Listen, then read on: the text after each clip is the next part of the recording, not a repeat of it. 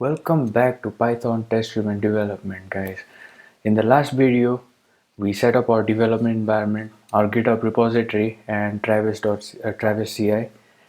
From this video, we are going to start actually writing code and going forward, since we've already broken down the problem and we've already gone through the approach that we're going to take as to how we're going to solve the problem. And in this video we can finally start coding, guys. Thank you so much for bearing with me up till now. And really, guys, it means a lot if you're watching this video. If you've watched the previous videos as well, it really means a lot. I know my videos aren't the best quality, but I will really try my hardest to give you better quality videos in the future. I also have plans on creating more content. Like I want to create data structures videos, and then data structures and algorithms, also design patterns, and I also want to create some web dev stuff. And if possible, somewhere in the future, I want to create a machine learning video, if that's possible at all. If you guys support me, and so if you like the videos, guys, please like the video and share it as well if you want. Also, do subscribe to the videos. And now, with all that bullshit aside, let us actually start writing some code. And let us open up the code editor. And this is where we left it, guys. I have gone ahead and created something called the guidelines. And the guidelines just states whatever we have discussed in the previous video. In the video where we actually went through the approach of solving the problem. And here I have written down all the class names and the method names, the data members that are going to be inside each class. So in this video we are going to be working on the member class, which is basically the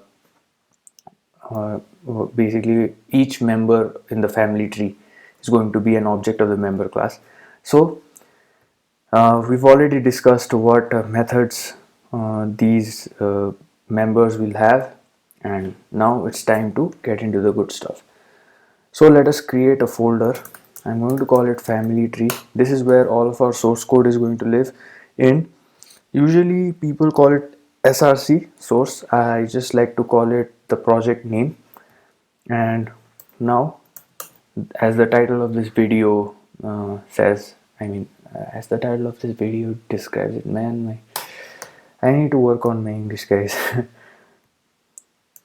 So here I'm going to just create an init.py. Now, if you guys don't know what an init.py is, init.py is basically converting a folder into a module, right? So now, since I have done init.py, I can do from test. You see that? You see here, test comes up there. So from test import, there's nothing, so I don't get an IntelliSense over there. But test is now importable. So that is all because of init.py. If I do from family tree, I do get family tree as well, but it will be very difficult for me to import anything from family tree. So that's how init.py works. Init.py is basically turning things into a module. So also one more thing is, if you just if you write something here, for example, a equals 5, right? So what you can do is, here in the other module, let us just call it example.py for now. Please don't code along. If you're coding along, please don't do any of it. So from test import a, you see that a is importable, right? So that is because it's in init.py, right? If I had another file called test.a.py, and then I had something called b equals 7, then to import this I would have to do from test dot test a import b. So you see how the import thing works. I know I might be wasting your time, you already know this stuff, just wanting to explain the details as far as good as possible I possibly can. I know it might come as useless, but Yeah, by the way, let me just remove that as well. Now here we're going to create an init.py as well, because we are going to be importing from family tree.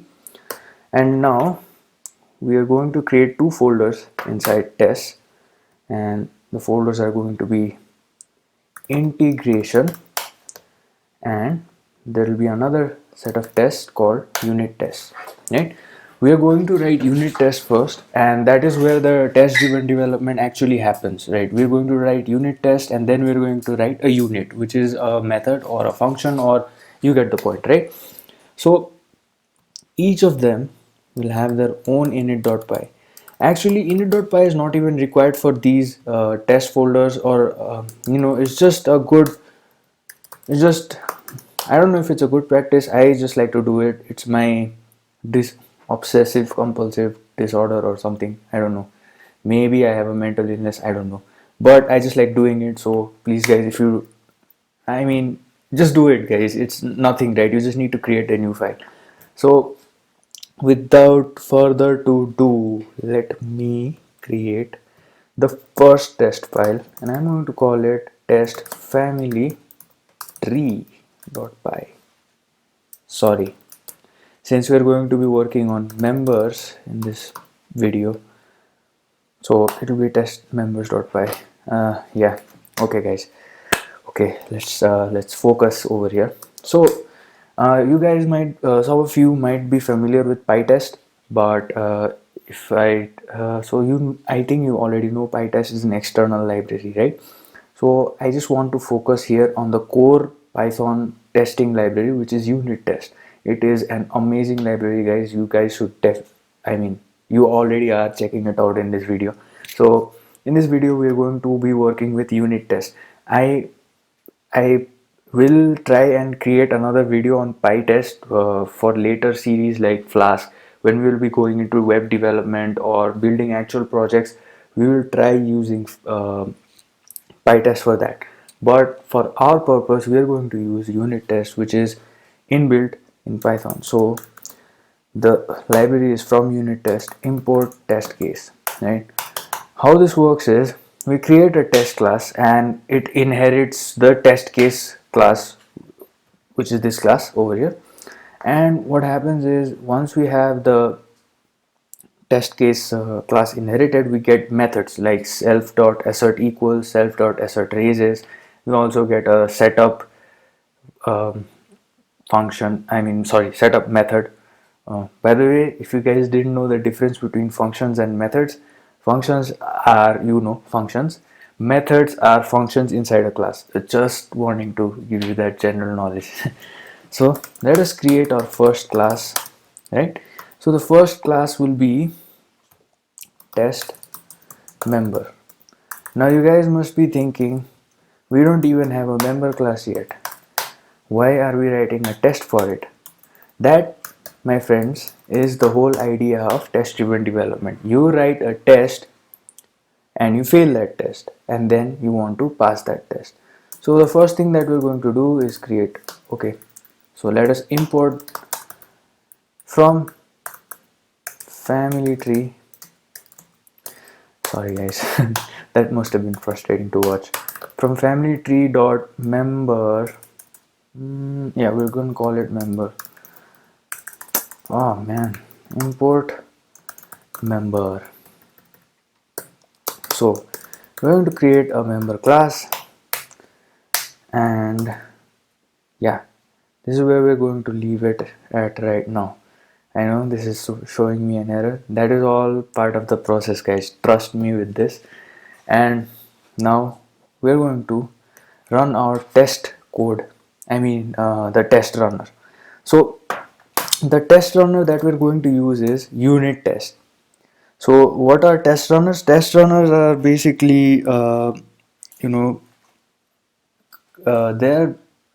like, I don't know what to call them. They're like scripts.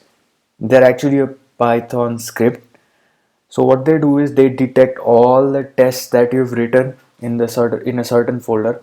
That's the so you see setup over here, right? It will detect setup. The test runner will detect setup. If you run this code normally,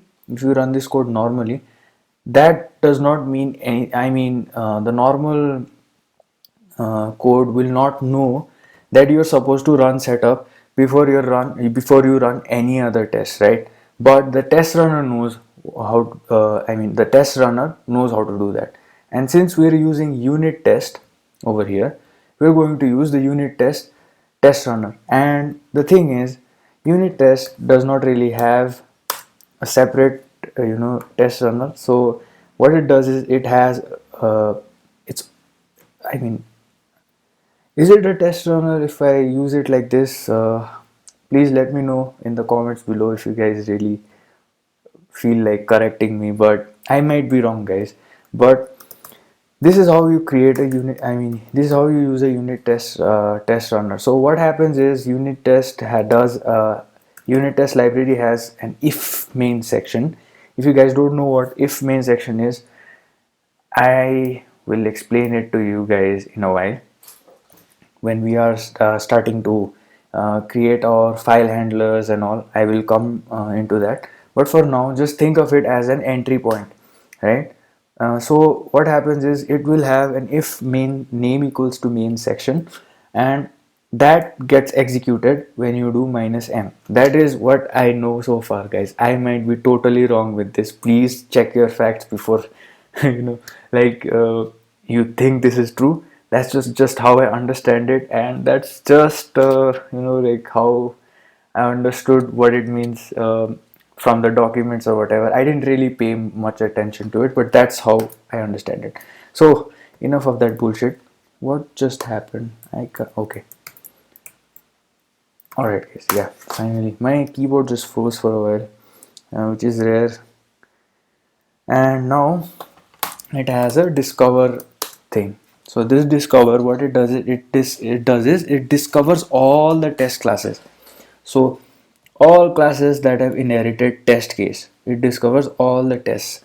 So now where does it discover? So -s flag, I don't know what it means. -s, I don't know what that stands for, but this is where you are going to like just point, you're just going to give it the folder name where your tests are located. So we have like two folders, right? Integration as well as unit. So in this case we are going to do unit testing. So -p, and sorry about that. So p is basically the pattern. So we have test, if you look at our pattern over here, we have test underscore members.py. In the future we're going to have test underscore family tree.py, test underscore something.py, test underscore x.py.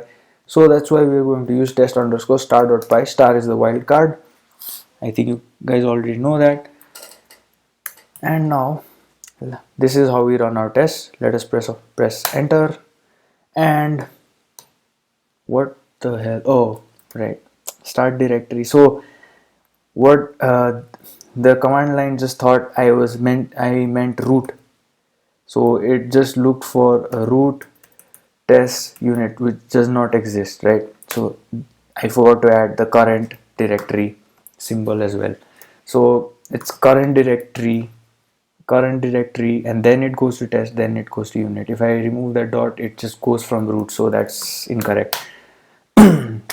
You see guys, we just ran our first test and we failed. So congratulations guys, this is how test driven development works. I know I promised to write some code in this, but it has just been an explanation of things, of how things work and all. We are going to create the member class in the next video, and please stay tuned. Please watch the next video as well.